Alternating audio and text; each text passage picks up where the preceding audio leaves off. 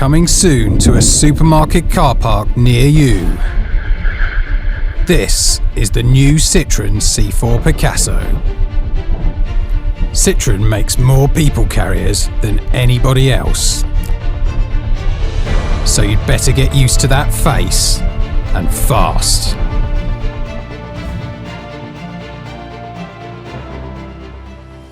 While the Citroen's latest rival, the Fiat 500L, turns the clock back with retro design, the C4 Picasso looks like the car of the future. Check out these windows which wrap around the whole top half of the car, the windscreen which stretches back into the roof, and these bold LED eyebrows above the headlights. Oh, it's just a regular diesel engine. I was hoping for something more space age.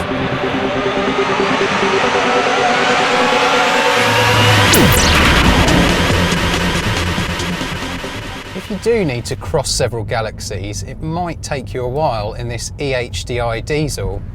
It's got a fairly modest 115 brake horsepower, so 0 to 60 takes about 12 seconds, and you'll need to shift down at the first sight of a hill.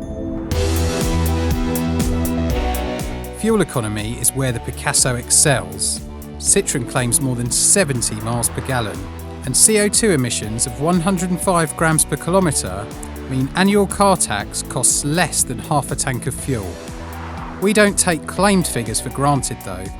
Click here to see how the previous Picasso fared in our more realistic fuel economy tests. So, it's no rocket ship then, but it is fairly refined, even at motorway speeds. You won't get any complaints from the back about the noise.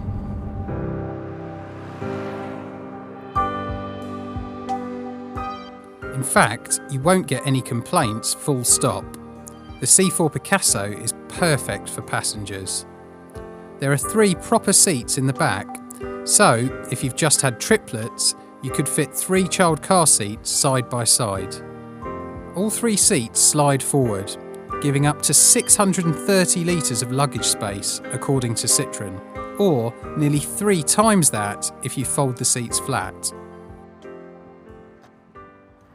There are some clever design touches around the car, such as this boot light that unclips and turns into a torch.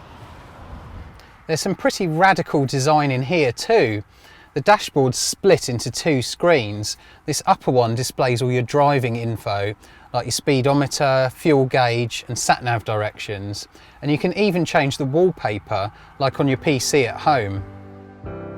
The lower touchscreen controls the stereo, nav, aircon, almost everything on the car in fact. But while it looks cool, having to navigate all those submenus is more complicated than just pressing a physical button. Or maybe I'm just being old-fashioned. The Ford C-Max proved that even people carriers can be fun to drive. Sadly, that isn't the case with the Picasso. The steering's very light and it doesn't offer that much feedback. And it wallows a bit around corners where the Ford just grips and goes. Does that matter?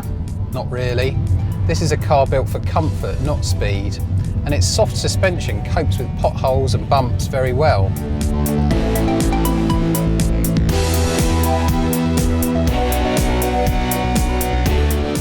Citroen's 3-year 60,000 mile warranty doesn't look great compared to the 5 and even 7-year cover you get from some rivals.